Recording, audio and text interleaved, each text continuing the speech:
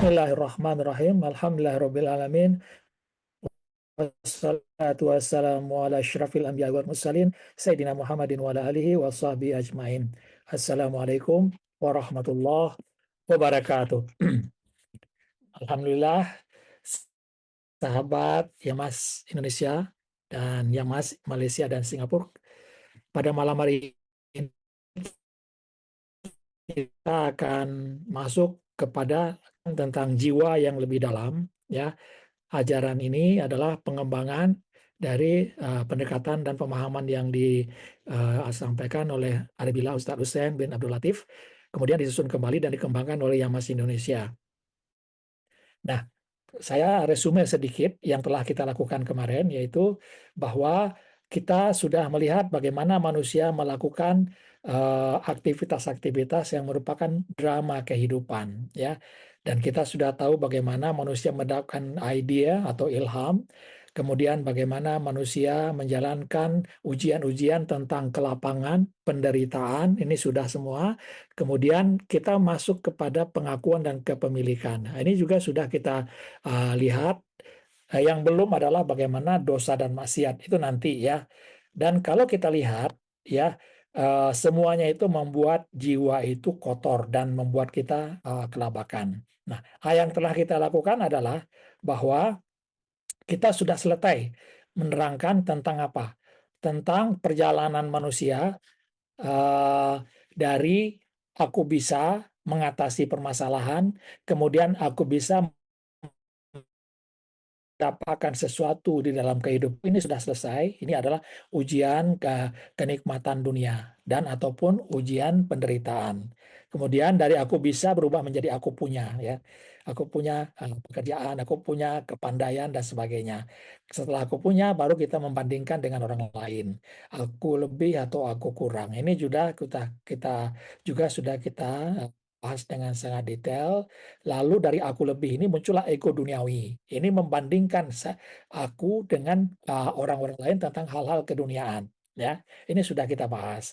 Kalau sahabat ingin melihat kembali, silakan lihat syarahan sebelumnya karena kita tidak akan mengulangnya secara detail. Kita sudah melihat bagaimana ego spiritual, ya. Nah, malam hari ini adalah kita melihat ilusi, ya, ilusi spiritualitas dan kekuatan diri. Nah, ini malam ini kita mulai ini ilusi ini, ya. Nah, ilusi kekuatan diri ini nanti baru kita masuk kepada syarahan berikutnya, itu grafik keakuan manusia. Nah, ini. Nah, ini sendiri, ilusi kekuatan diri ini juga terdiri dari 5 syarahan atau 6 syarahan yang sudah saya siapkan semua. Kita mulai dari mana? Jiwa yang menderita. Nah, ini dia. Ilusi itu mulai dari jiwa yang menderita, ya. Nanti jiwa yang menderita itu ingin membuktikan, ya, membuktikan apa yang dia punya sekarang ini bisa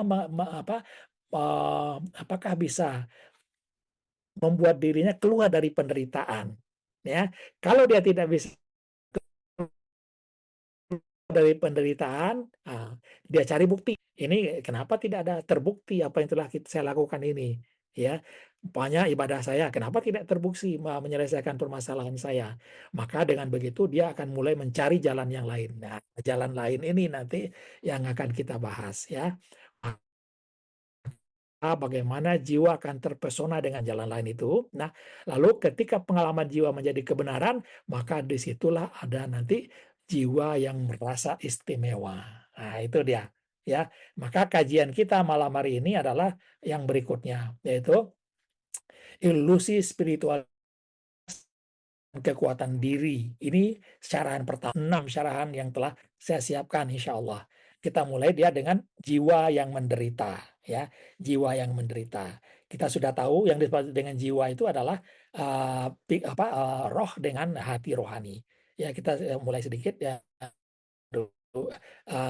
refresh sedikit. Diri manusia adalah terdiri dari sebentar. Nah, terdiri dari jiwa, kemudian nyawa dan jasad. Nah, ini dasarnya adalah as-sajadah 7 sampai 9.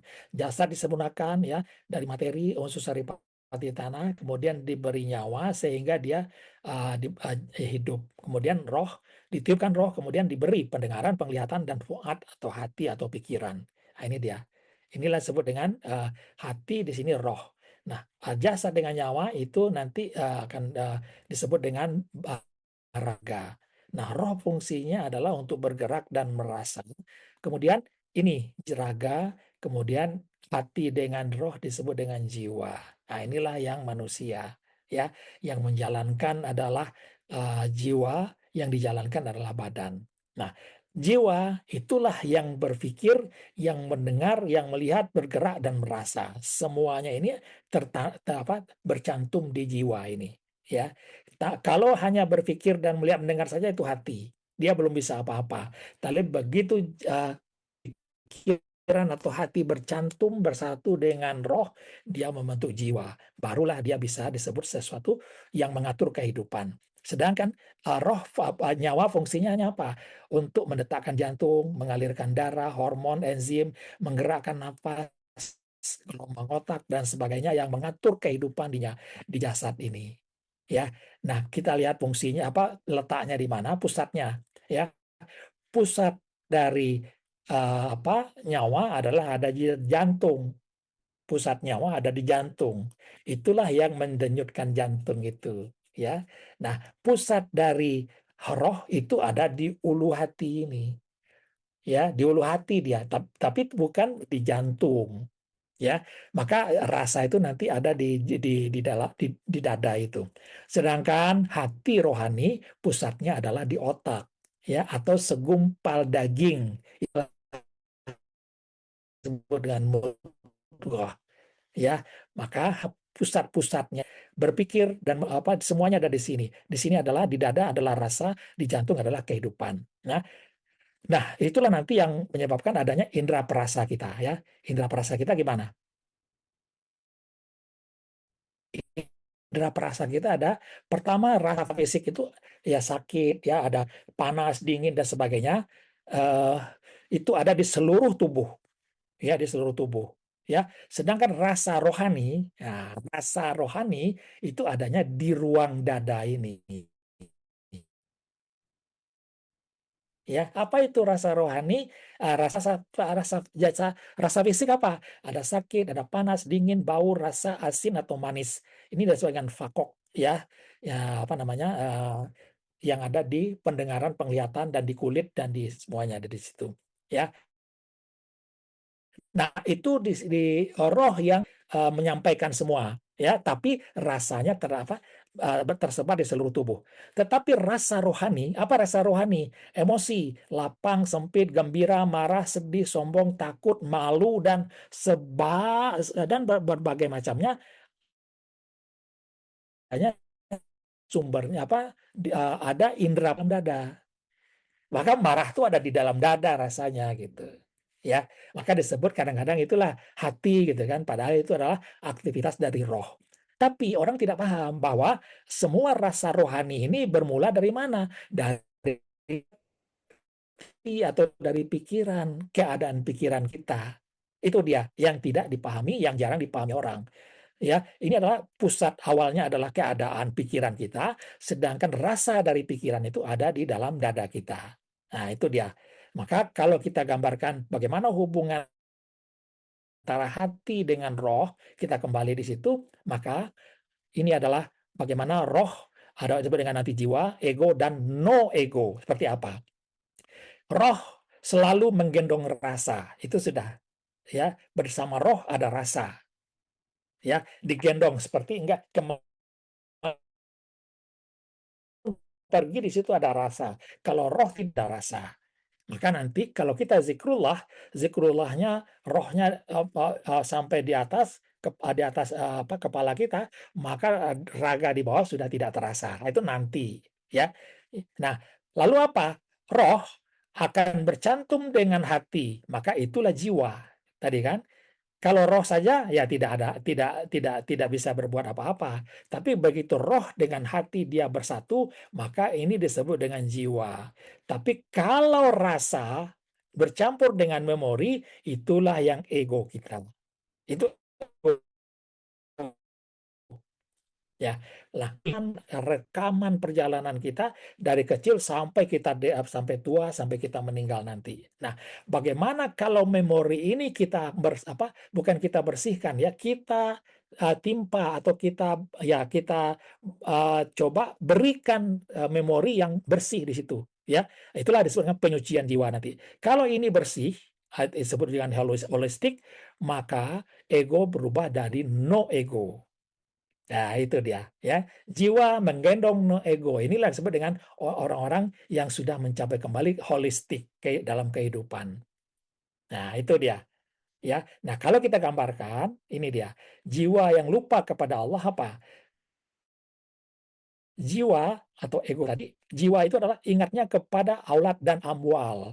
Itulah yang dikatakan oleh Al-Quran. A'udzubillah minasyaitonirrajim. Bismillahirrahmanirrahim. Ya ayyuhalladzina amanu la tulhikum amwalukum wala auladukum an dzikrillah. Wahai orang beriman, gitu ya. Janganlah ingat kepada aulat ya atau keluarga yang seberhubungan dengan keluarga dan amwal, seluruh yang berhubungan dengan harta ya. Kalau kita lupa ingat kepada amwal dan aulad, maka ada rasa yang mengikutinya. Ya, ada rasa yang mengikutinya nanti. Maka itulah yang menjadi perbuatan kita. Nah, perbuatan kita dan perasaan kita yang muncul. Lalu apa yang ya kalau kita lupa kepada Allah, apa yang terjadi? Ini yang jarang dipahami orang. Ya, kalau sudah lupa, ya apa yang terjadi? Ini dia lupa kepada Allah, maka Allah mengatakan, wa may ya'shu an dzikrir rahman nuqayyid lahu syaitanan fahuwa lahu qarin. Ya, akan dikirim setan oleh Allah sebagai qarin. Nah, itu dia. Qarin itu apa? Sahabat karib. Sudah, sahabat karib, sahabat yang paling dekat dengan kita. Nah, ini dia kalau kalau kita ingat kepada aulad dan amwal terus nih, lupa kepada Allah maka dikirim setan. Lalu setan itu menjadi si pembisik kepada kita. Min syarril waswasil khannas. Ya, menjadi pembisik semua bagi kita. Apa yang dibisikkan kepada kita? Ini dia. Ya, apa yang dibisikkan? Yang tentang kefujuran. Apa itu? Melupakan Allah. Ya, dia tambah melupakan kita kepada Allah. Kalau tambah lupa kepada Allah, maka kita kemudian penuh dengan lamunan dan khayalan. Nah, itu. Ya, ini kalau melamun, ya melamun itu seperti burung yang berterbangan tidak tentu arah. Ya, keluar dari pikiran kita, keluar ke sini, ke sini, ke sini, kemana dia berputar-putar, khayalan dan lamunan. Nah, itulah disebut dengan khayalan atau ilham tentang fujur yang lain. Kemudian apa? Memikirkan dan menetapkan. Apa artinya? Semua permasalahan kita yang di luar ini kita masukkan ke dalam jadi pemikiran kita. Ya, saya pikirkan. Allah tidak mengatakan, kenapa kamu memikirkan, kenapa kamu menetapkan, celaka kamu, kata Allah. Ya, jadi bukan untuk kita pikirkan, bukan untuk kita tetapkan, tapi untuk kita jalankan dengan ridho. Nanti kita sampai ke sana. Ya, jadi semua itu masalah itu tidak untuk dipikirkan, ya, tapi untuk dicari atau dilihat hikmahnya apa. Itu nanti. Ya, nah kalau kita tidak ingat kepada Allah, maka setan akan membisikkan kepada kita. Contoh sederhana. Saat kita mau makan, ya, saat itu istri kita ya menyiapkan makanan, tapi makanannya panas, ya panas. Kita coba, oh panas nggak bisa dimakan. Saat itulah muncul itu, ya, masukkan pemikiran ke dalam pikiran kita.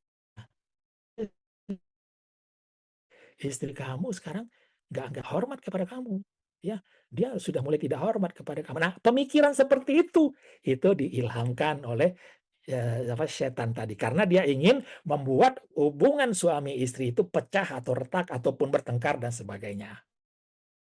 Nah, itu dia. Sesederhana itu ilham yang disampaikan oleh iblis itu, ya.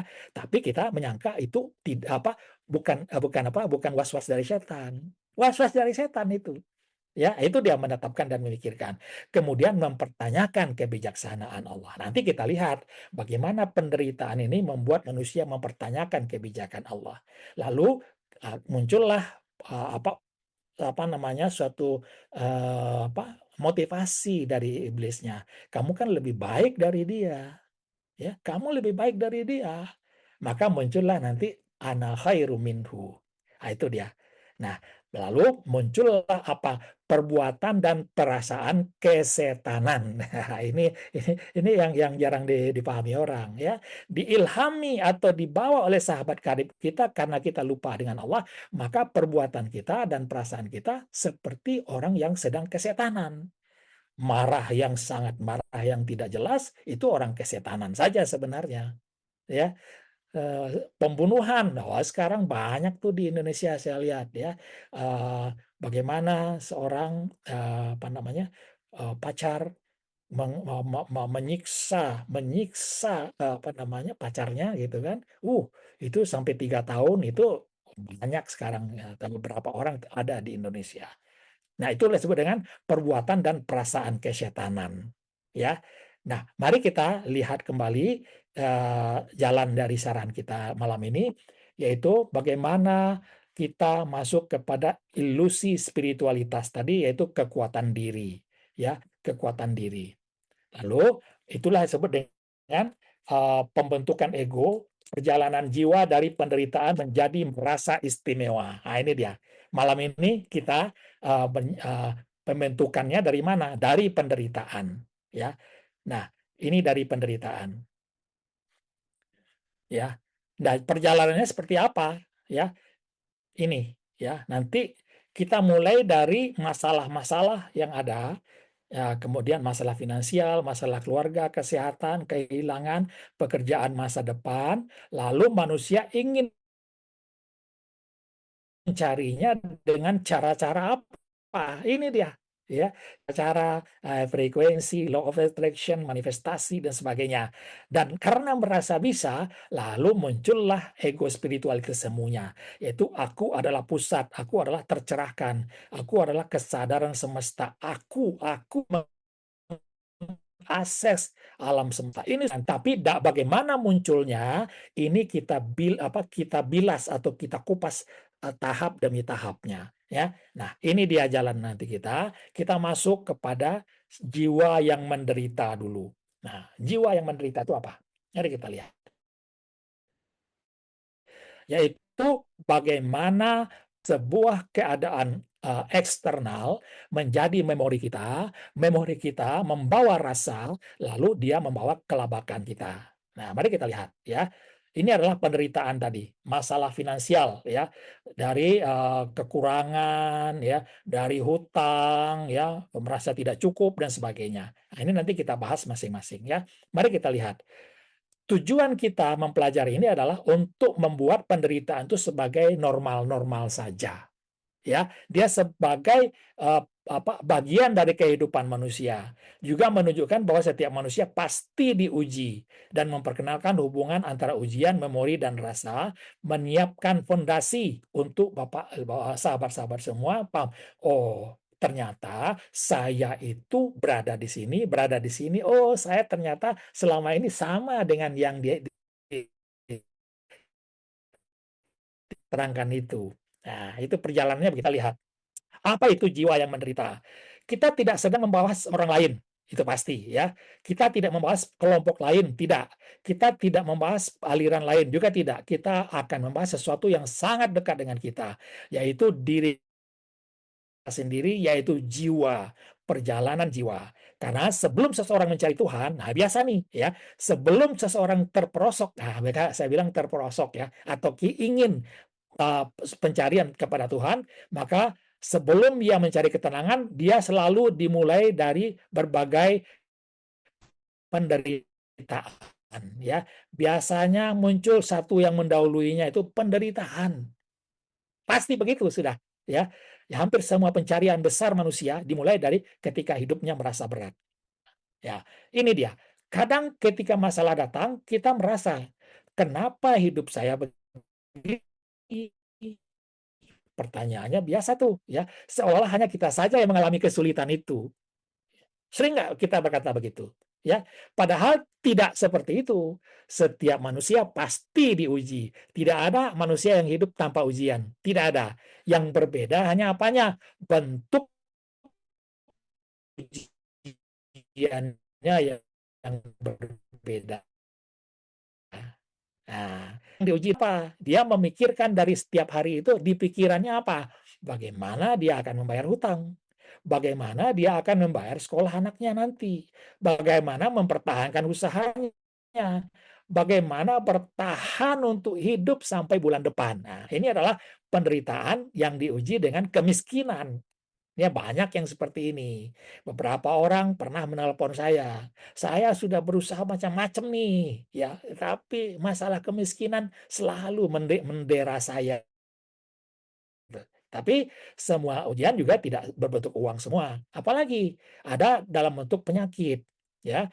Ada orang yang ekonominya cukup-cukup saja, ya, uangnya melimpah, tapi tubuhnya sakit.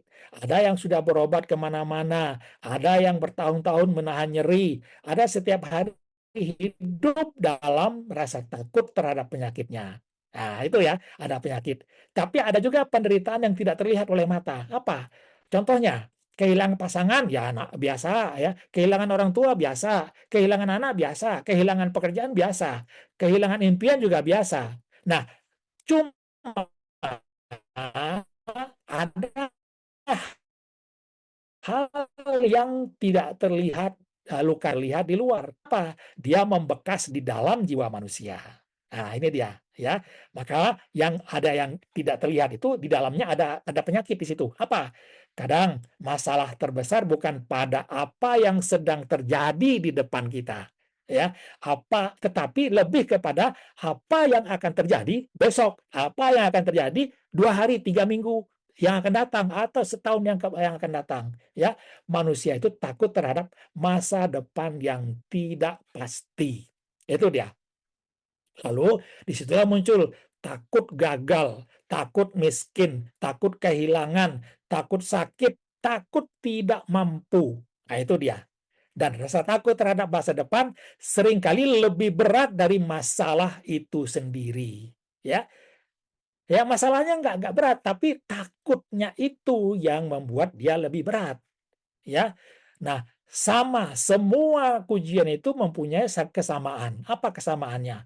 Dia meninggalkan jejak atau memori. Nah, ini ya, jejak atau memori ini yang membuat kita selalu kelabakan nanti. Masalah datang, masalah pergi biasa, ya. Tetapi seringkali jejaknya tetap ada. Misalnya, ada orang yang pernah gagal sekali, lalu bertahun-tahun takut mencoba lagi. Nah, takut mencoba lagi karena pernah merasa gagal sekali. Ya, ada orang yang pernah disakiti, sekali disakiti, lalu bertahun-tahun sulit percaya lagi kepada orang lain. Nah, itu ada jejaknya yang muncul. Ada orang yang pernah kehilangan, lalu bertahun-tahun hidup dalam ketakutan terhadap kehilangan lagi. Artinya apa? Kejadiannya sudah berlalu, tetapi sesuatu masih tertinggal. Yang tertinggal itu adalah memori atau peringatan yang akan datang setiap saat kepada kita kalau kita tidak tahu bagaimana melepaskan diri nanti. Nah, itu ya. Lalu memori yang adalah yang memperingatkan ya. Kejadiannya telah berlalu tapi memorinya tinggal. Dan seringkali bukan masalah yang menghancurkan manusia melainkan memori tentang masalah itu. Kenapa? Ya, karena dia bisa diputar berulang-ulang. Diputar lagi, diingat lagi. Besok, minggu depan diingat lagi, bulan depan diingat lagi. Bahkan bertahun-tahun kemudian dia selalu diulang-ulang dengan cara apa? Diingat-ingat. Nah, itu. Tetapi memori ini ternyata dia tidak datang sendirian. Bersama memori akan selalu ada apa? Ada rasanya, ada rasa yang mengikutinya. Bangunkan contohnya, contohnya, ini internet saya stabil nggak? Kedengaran? Kurang Stabil ya? ini. Oke ya, ya. Ingat mengingat hutang, yang muncul apa? Rasa cemas. Ada. Mengingat kehilangan, muncul rasa sedih. Ya, kemudian mengingat penghinaan muncul rasa marah, mengingat kegagalan muncul rasa takut. Nah, selalu itu ingatan memunculkan rasa. Nah, itu dia. Ya, lalu apa? Karena itu memori dan rasa hampir selalu berjalan bersamaan. Kenapa bersamaan? Karena dia berada di dalam jiwa. Jiwa apa? Kombinasi atau pencantuman atau persatuan antara pikiran dengan roh tadi yang membawa rasa. Itu dia. Kenapa selalu bersama? Nah, kalau begitu, apa yang terjadi ketika memori dan rasa itu terus diulang-ulang setiap hari? Ya, apa yang akan terjadi? Dia akan meninggalkan apa? Memori itu tidak selalu tinggal di masa lalu. Nah, itu dia. Kita sering mengira masa lalu sudah selesai, padahal belum tentu, karena ada masa lalu yang tetap hidup di dalam ingatan kita. Kejadiannya sudah berlalu, tahunnya sudah lewat, orangnya mungkin sudah pergi, tetapi memorinya masih aktif. Dan ketika memori masih aktif, maka tubuh kita hidup di hari ini, tetapi pikiran kita bisa kembali ke masa lalu. Nah, itu dia. Karena memori diulang-ulang kembali ya, aktif memori itu, maka kita seakan-akan hidup hari ini, tetapi pikiran kita masuk kepada masa lalu. Nah, ini belum lagi kalau kita nanti masuk kepada angan-angan gitu kan, itu masa depan, ya. Lalu apa? Satu foto saja, kita melihat foto tertentu, ya, kita melihat satu lagu, ya, kita melihat satu tempat, satu nama, maka seluruh peristiwa terasa hadir kembali pada sesuai dengan foto itu. Nah, nanti yang akan lebih berat lagi adalah bagi seseorang yang sudah terjebak atau berada dalam kecanduan narkoba. Nah, itu nanti dia ceramah tentang acaraan tentang dosa dan maksiat nanti. Begitu dia berada di tempat dia pertama kali memakai narkoba itu, di situ rasanya kembali muncul dengan sangat kuat di situ. Maka dia kalau selama suatu saat dia pernah lepas dari narkoba, begitu masuk lagi ke tempat itu, dia tidak bisa menahankannya untuk mengkonsumsi lagi. Nah, seluruh peristiwa terasa hadir kembali, dan kali diputar dan diingat, maka ya inilah yang sering tidak kita sadari. Yang kembali bukan hanya gambar peristiwanya, tetapi juga rasanya. Hati-hati, ada sedihnya, ada takutnya, ada malunya, ada marahnya, ada kecewanya, semua muncul kembali. Ya, seolah-olah semuanya itu hidup kembali saat ini. Ya, karena memori dan rasa sering berjalan bersama, karena dia adalah jiwa, ya, rasa dan pikiran.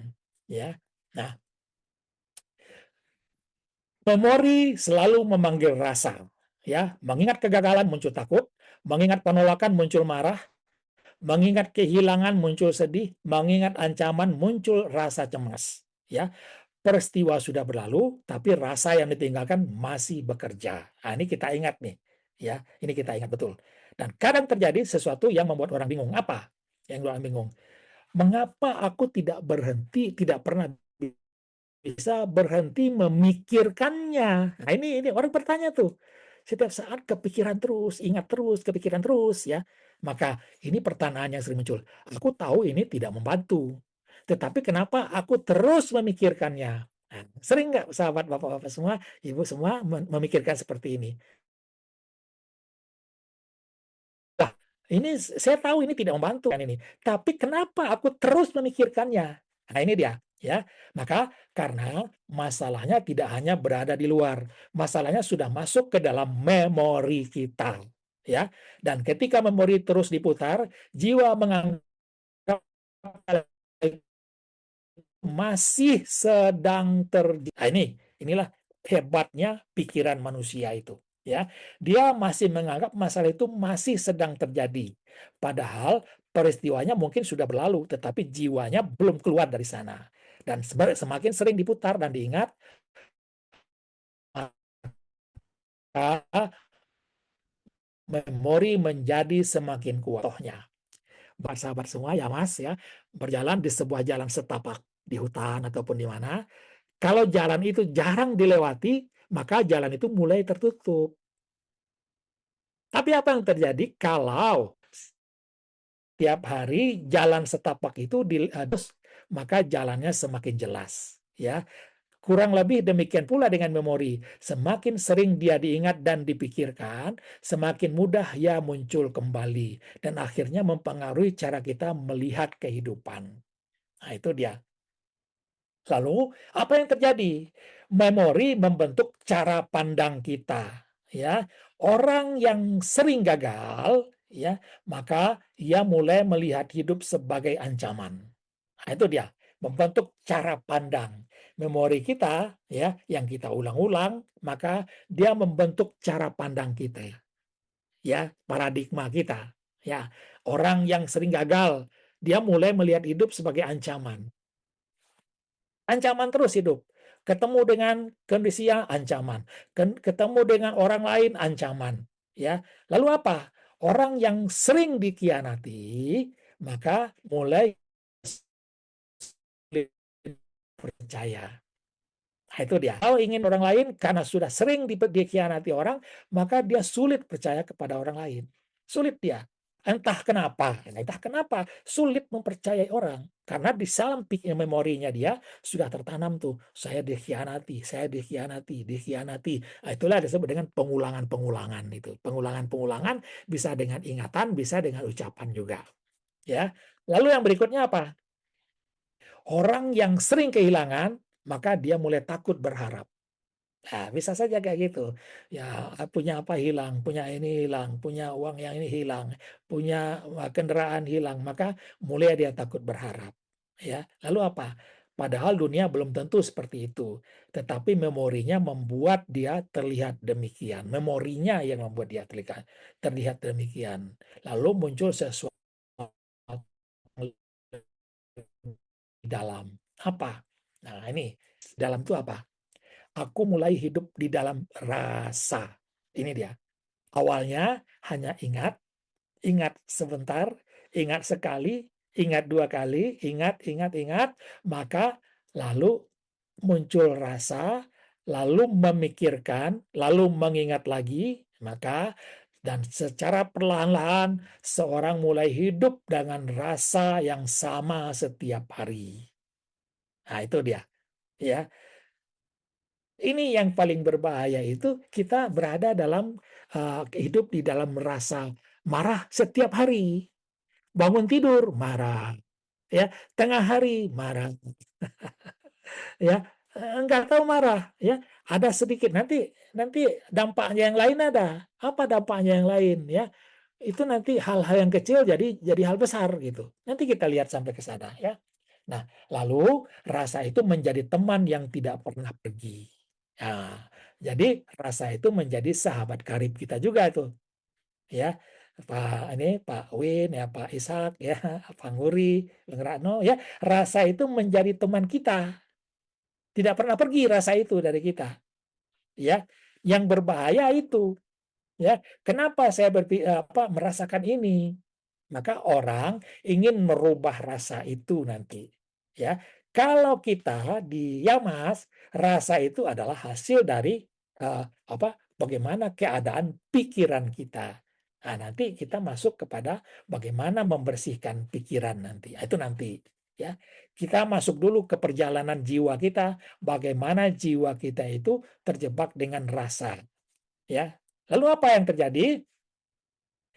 Rasa kemudian berubah menjadi latar belakang kehidupan kita. Ada orang yang hidup selalu dengan kecemasan, ya, tidak ada apa-apa, cemas saja bawaannya gitu ya. Ada orang yang hidup selalu dengan kemarahan. Nah, itu. Ya, banyak orang yang seperti ini. Sedikit mendengar apa, marah. Sedikit ada salah kata, marah. Ya, ada juga yang hidup selalu dengan kesedihan. Nah, inilah penderitaan hidup yang sebenarnya itu seperti ini. Ya, kemudian ada yang, nah ini yang lebih berat lagi, ada yang hidup dengan rasa bersalah terus. Ya, pernah berbuat salah, lalu disalahkan orang terus, dihina orang terus, maka muncul rasa bersalah. Ya, itu yang menjadi latar yang menggenggam jiwa kita itu, rasa bersalah, rasa sedih, rasa marah, kecemasan, dan sebagainya. Lalu apa? Nah, bukan karena itu muncul sesekali, ya. Kalau sesekali ya nggak ada masalah, ya. Rasa tiba-tiba muncul rasa cemas. Kalau kita tahu cara menghilangkan kecemasan itu, maka munculnya hanya sesekali, ya.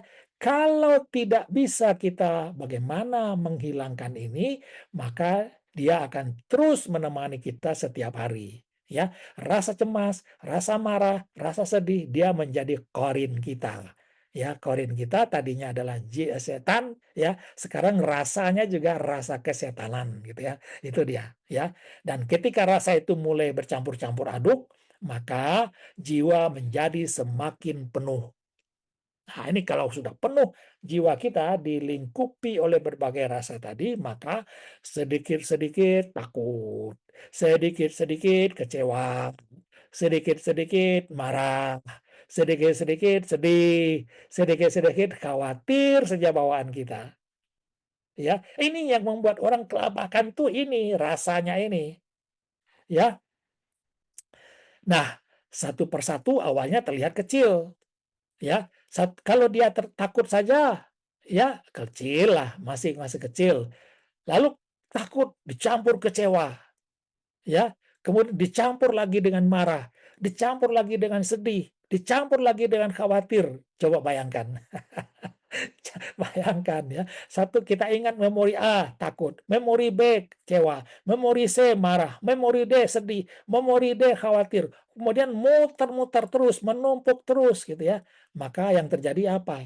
Ketika semua rasa-rasa ini menjadi mengumpul di dalam kita rasakan dengan jiwa kita, maka beban jiwa semakin berat ya, semakin berat bebannya. Ya, ini yang jadi masalah orang. Maka ketika beban itu semakin berat, apa yang terjadi? Maka disitulah mulai perjalanan, yaitu mulai jiwa itu akan kelabakan dia. Kenapa kelabakan? Ya, kita lihat. Disinilah perjalanan berikutnya dimulai. Bukan karena manusia lemah, bukan karena manusia itu bodoh, bukan. Tetapi karena terlalu banyak rasa yang dibawa, ya, rasa di dalam dada, kemudian pemikirannya ada di dalam kepala. Kebayang nggak? Ya, kepalanya muter-muter terus dengan ingatan-ingatan A, B, C, D, di dalam dadanya rasa mengikutinya. Ya, terlalu banyak yang belum memori yang belum selesai, terlalu banyak beban yang harus dipikul. Ketika semuanya bercampur, jiwa kehilangan kejernihannya. Apa yang terjadi? Di atas bermasalah, di sini bermasalah. Pikiran kita dibebani dengan berbagai pemikiran, berbagai ingatan, ya. Lalu dada kita ada gejolak perasaan. Apa yang terjadi? Di atas bawah kita dipres, ya, dipres begini. Apa yang terjadi? Apa yang terjadi? Inilah yang disebut juga dengan awal dari depresi dia. Depresi itu apa? Di atas berputar, di bawah juga mengalun bermacam-macam. Wah, di situ dia masalah manusia itu. Ya, jiwa mulai kehilangan kejernihan. Nah, disinilah kita melihat peristiwa di memori. Memori memunculkan rasa. Rasa terus berulang. Terus dia berulang. Lalu apa? Yang muncul adalah apa yang terjadi ketika semua itu menumpuk. Ya, ketika semua itu menumpuk, maka itulah kelabakan. Ya, disebut dengan kelabakan. Ya, dengan penuh pemikiran macam-macam yang nggak jelas ya, rasanya ditumpuk, inilah kelabakan, ya, depresi, ya. Ini kita bahas dulu di sarahan sebelumnya, ya, bagaimana orang yang eh, merasa sangat bersalah dan ingin bunuh diri, ya itu ada, ya, itu, tapi itu bukan gila, cuman apa, cuman dia tidak bisa membuat pikirannya ini kembali menjadi jernih, menjadi holistik. Ya, ini dia. Kuncinya adalah di holistik tadi. Dan alhamdulillah guru kita almarhum Ustadz Hussein sudah melengkapi kita dengan itu semua. Nanti kita sampai ke sana. Nah, lalu kelabakan bukan gila. Ini penting kita pahami betul. Nggak ada yang gila, ya. Yang ini adalah ketika mendengar kata kelabakan, sebagian orang membayangkan gangguan mental yang berat. Bukan itu yang kita maksudkan. Zona kelabakan jiwa adalah keadaan karena pikiran tidak jernih, perasaan tidak stabil, harapan bercampur dengan ketakutan, keinginan bercampur dengan kecemasan, dan itu tidak pernah dialami, dan itu pernah dialami oleh semua manusia. Ya, jangan anggap hanya kita saja yang seperti itu. Ya, semua manusia akan mengalaminya. Cuman yang berbeda apanya? Yang berbeda adalah intensitasnya, ya, apa namanya, gemanya yang berbeda, ya, kekuatannya yang mendera kita yang berbeda. Nah, apa? Keinginan bercampur dengan kecemasan, dan itu tidak pernah, dan itu semuanya dialami oleh manusia. Nah, kita lihat bentuknya mungkin sangat sederhana, ya. Ya, aku tidak tahu harus berbuat apa. Ini sudah sederhana bentuknya, kan? Aku nggak tahu harus berbuat apa. Karena pernah nggak kita mengalami masalahnya ada, kemudian solusi belum terlihat, berusaha kita sudah, berdoa kita sudah, bertanya kepada ahlinya kita sudah, ya. Tetapi apa yang terjadi? Kita tetap bingung. Apa? Nggak tahu, ya, nggak tahu kapan itu bisa selesai permasalahan kita itu. Ya, masalahnya ada, tapi solusinya belum terlihat, belum terlihat. Ya, masalahnya masih saja di depan kita itu nggak ada solusinya.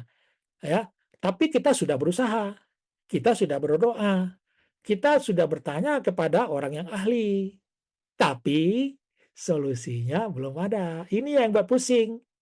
Ini yang buat pusing orang. Ya, dari pusing, lalu muncullah apa?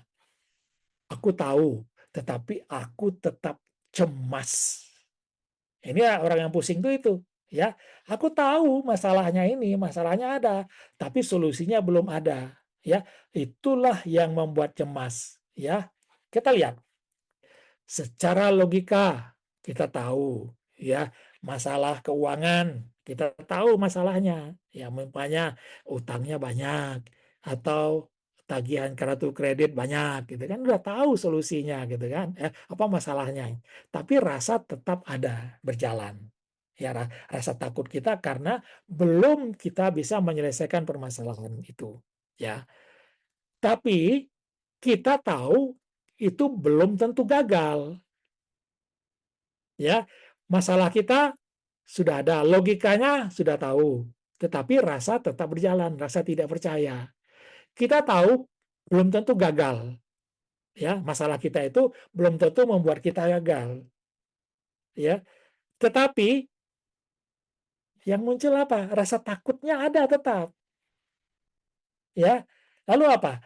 Kita tahu Allah Maha Penolong kepada kita. Lalu apa yang terjadi? Kita tetap cemas. Nah, inilah yang jadi permainan nanti orang-orang yang mencoba supaya kita bisa masuk kepada spiritualitas semu nanti. Ya, kalau gitu ngapain kamu berdoa?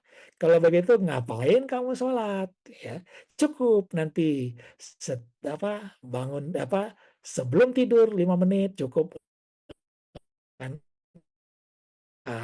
Setelah tidur 5 menit atau 5 menit cukup lakukan.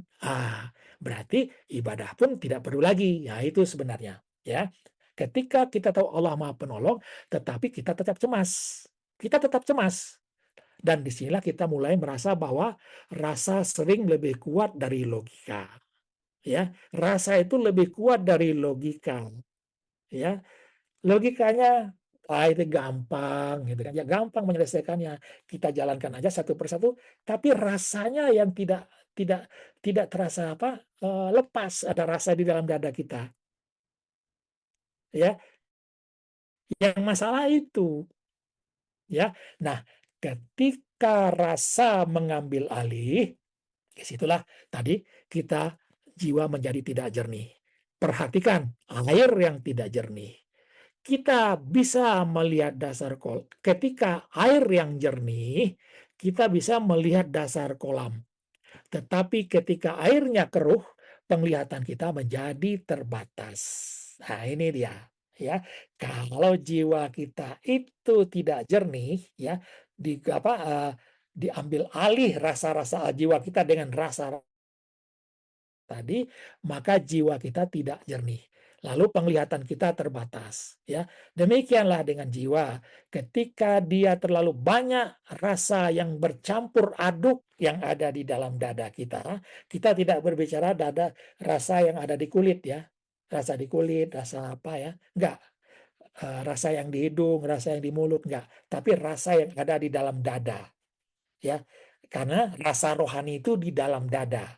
Ya, ketika terlalu banyak rasa bercampur, pandangan hidup kita juga menjadi keruh. Lalu muncul akibat berikutnya. Ini yang banyak sekarang. Kita lihat. Masalah besar terasa kecil. Apa? Yang besar terasa kecil. Nikmat yang banyak sekali kita rasakan di dalam hidup ini terasa kecil saja. Ini mulai. Ya, masalah yang satu terasa sangat besar. Harapan yang masih ada tidak terlihat, yang terlihat hanya kesulitannya saja. Ya, harapannya banyak nih, ada harapannya itu enggak terbuka luas, tapi yang terlihat hanya kesulitannya saja. Ya, nikmat yang kita alami di dalam hidup ini sudah sangat banyak, tapi yang terlihat hanya masalah yang kecil atau masalah saja yang terlihat. Ya, masalah yang kecil menjadi besar. Dan kadang-kadang terjadi kebalikannya. Apa? Yang kecil terasa besar. Nah, ini sering, ya. Satu komentar, satu kata, satu tidak suka, ya, unlike dan sebagainya. Maka kita pikirkan berapa? Berminggu-minggu dipikirkan. Ini sering nih, ya. Satu komentar kepikiran terus, kenapa saya nggak disukain ini, ya, kenapa di unlike, kenapa di unfriend dan sebagainya gitu. Satu komentar, satu respon akan dipikir berminggu-minggu. Kan kecil itu masalahnya gitu. Lalu satu kegagalan dianggap akhir dari segalanya. Itu dia. Ya, satu kegagalan dianggap akhir dari segalanya. Ya, satu satu teguran dianggap dunia itu jadi kiamat. Jadi pikiran kita, ya, satu masalah terasa seperti kiamat pribadi. Sering kayak gitu. Bukan karena masalahnya selalu besar, tetapi karena jiwa sedang tidak jernih. Ya, jiwa kita tidak jernih sehingga dia melihat sesuatu yang besar, ya, rahmat yang besar, nikmat yang besar terlihat menjadi kecil karena ada satu masalah atau hal yang kecil, ya, yang kecil saja menjadi marah, yang besar, yang kecil saja menjadi benci, yang kecil saja menjadi kita berantem, ya. Nah, dan ketika kejernihan hilang ini, maka keputusan menjadi tergesa-gesa. Udah di situ, ya. Tergesa-gesa kita mengambil keputusan. Apa artinya? Manusia yang tenang biasanya bisa berpikir dengan jernih. Lalu manusia yang selalu kelabakan biasanya bereaksi apa? Ingin cepat selesai, ingin cepat keluar dari permasalahan, ingin cepat berubah, ingin cepat menemukan jawaban. Ingin apa? Inilah disebut dengan jalan pintas. ya. Orang kelabakan seperti itu, ya. Ingin masalahnya cepat selesai nih, kalau bisa masalah saya selesai besok.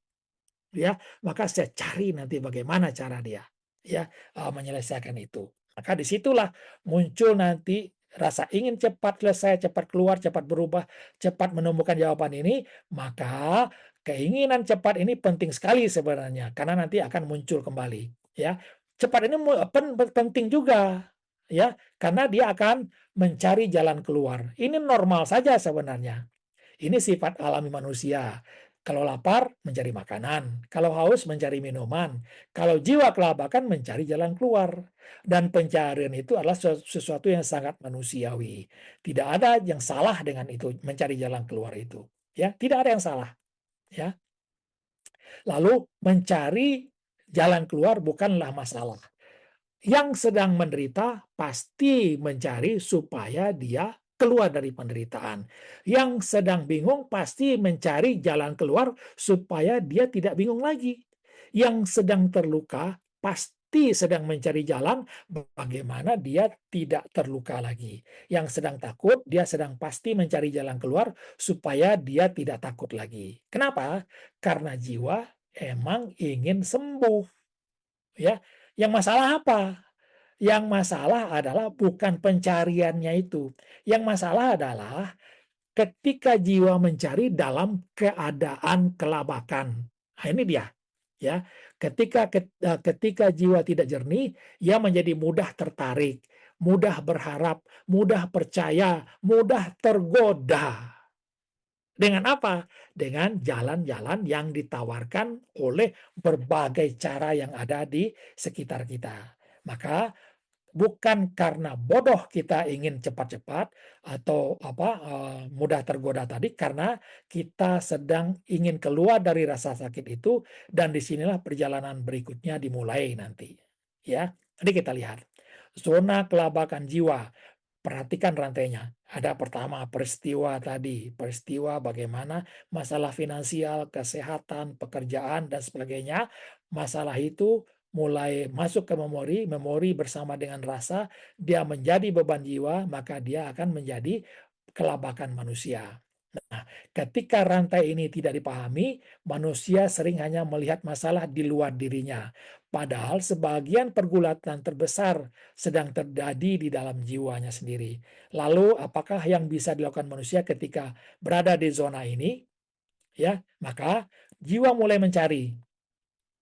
Ketika jiwa kelabakan, dia tidak akan diam. Dia mencari jawaban, pertolongan, jalan keluar, harapan. Karena manusia memang tidak diciptakan untuk menikmati penderitaan. Hati-hati ya, kita tidak diciptakan untuk menikmati penderitaan, ya, tapi untuk menyelesaikan setiap penderitaan itu.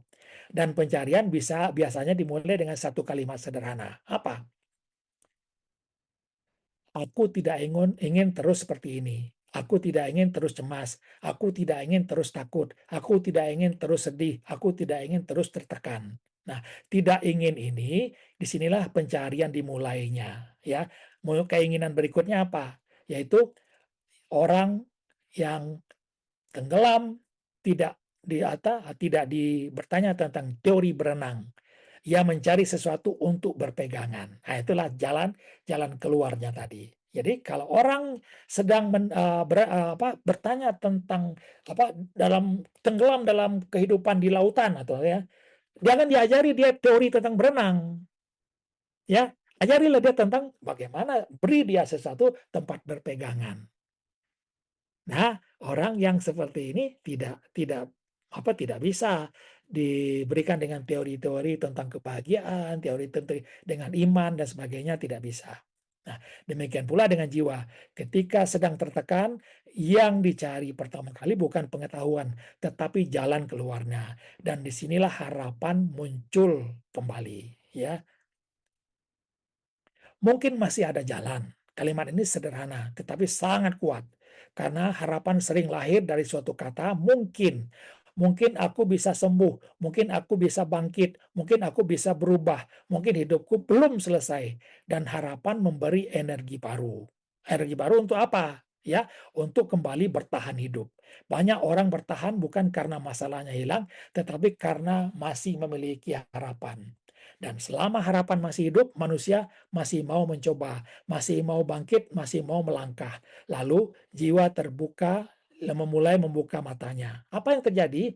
Dia mulai memperhatikan hal-hal yang dulu tidak menarik, sekarang mulai menarik. Hal-hal yang dulu diabaikan, sekarang mulai diperhatikan. Karena jiwa sedang mencari sesuatu dan pencarian mulai melebar. Kemana melebarnya? Kemudian mencari, mendengarkan saran orang, cerita orang, pengalaman orang, testimoni orang. Nah, ini banyak di YouTube sekarang nih, ya. Untuk keluar dari masalah ini lakukan A, lakukan B, lakukan C. Nah, apapun yang terlihat seperti jalan keluar mulai mendapat perhatian kita. Lalu berkembang lagi. Aku mulai bertanya, bagaimana caranya? Apa yang harus kulakukan? Apa yang belum kulakukan? Apa yang belum kuketahui? Nah, pertanyaan mulai bermunculan dan pertanyaan itu membuka pintu baru. Ya, mulai mencari di mana? Di buku, di video, kajian, seminar, pelatihan, komunitas, percakapan, apa saja mulai terlihat dapat membantu. Dan sejak itulah mulai apa? Pencarian berikutnya dimulai. Ya, perhatikan perjalanan yang telah terjadi, ya. Uh, Tidak ada yang aneh, penderitaan, memori, rasa, kelabakan, pencarian, tidak ada yang aneh, tidak ada yang salah. Ini proses yang sangat manusiawi, tetapi pencarian mempunyai konsekuensinya sendiri. Apa? Pencarian membuka pintu baru. Setiap pintu membawa kemungkinan baru. Ini dia.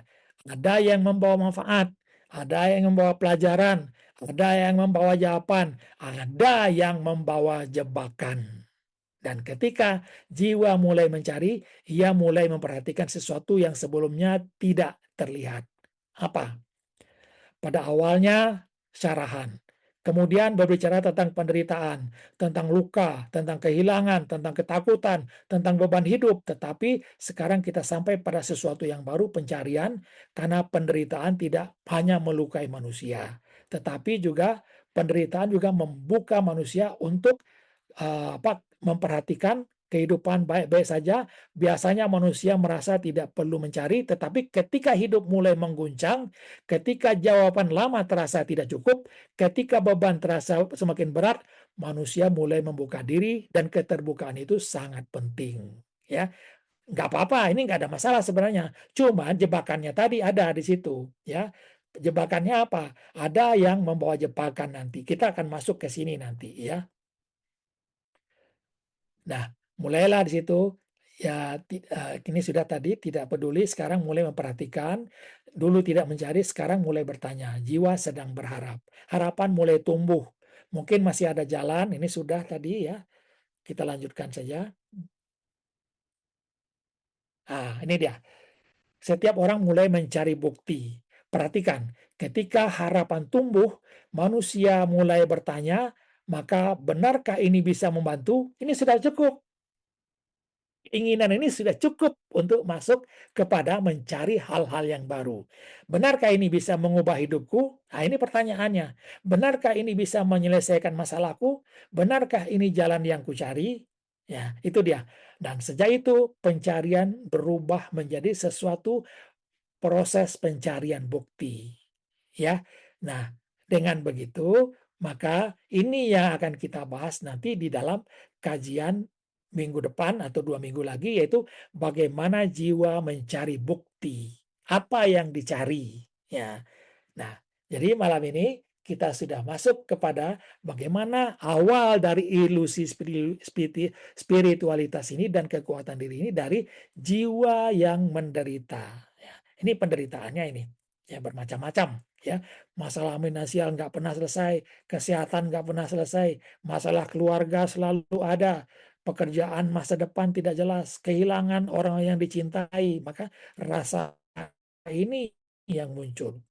Ya, rasa inilah yang membuat orang kelabakan karena pikirannya selalu diisi dengan berbagai pemikiran-pemikiran yang menimbulkan rasa yang apa namanya, rasa yang membebani jiwanya sendiri. Nah, nanti pembuktian-pembuktiannya kita lihat apa yang ditawarkan, ya. Bagaimana dengan jalan apa namanya, jalan agama, bagaimana jalan non agama nanti. Nanti kita lihat itu pada kajian berikutnya, ya. Itulah sahabat-sahabat semua kajian kita tentang apa mana tadi? Nah, ini yang menderita, ya. Insya Allah pada kajian 2 minggu mendatang kita masuk kepada jiwa yang mencari bukti, bagaimana jiwa yang mulai melirik jalan-jalan lain. Di sini kita masuk nanti apa namanya, supermarket spiritual. Ada nanti supermarket spiritual, dan ada juga nanti apa pasar tradisional. Nanti ada istilah kita, ada pasar tradisional nanti berlawanan dengan atau berhadapan dengan supermarket nanti. Bagaimana dia ini apa dasarnya nanti yang kita hadapi itu. Ya, itu dia, ya. Kita sudah masuk kepada saran pertama dari ilusi spiritualitas dan kekuatan diri, ya. Nah, demikian sahabat semua, kita selesai dengan sarahan pertama dari ilusi spiritualitas dan kekuatan diri, yaitu tentang jiwa yang menderita. Insya Allah 2 minggu depan kita masuk kepada jiwa yang mencari bukti. Insya Allah nanti sahabat-sahabat bisa melihat, oh sampai di sini, oh ini saya banget nih dulu. Berikutnya, oh ini saya banget, ini saya banget. Oh akhirnya semuanya saya banget gitu. Insya Allah sahabat kita nggak menyalahkan siapa-siapa, tapi kita mencari perjalanan jiwa orang itu bagaimana berubah sampai nanti ada ego spiritasnya, ego lebih sedikit. Kita cukupkan kajiannya di sini. Billahi taufiq wal hidayah. Assalamualaikum warahmatullahi wabarakatuh.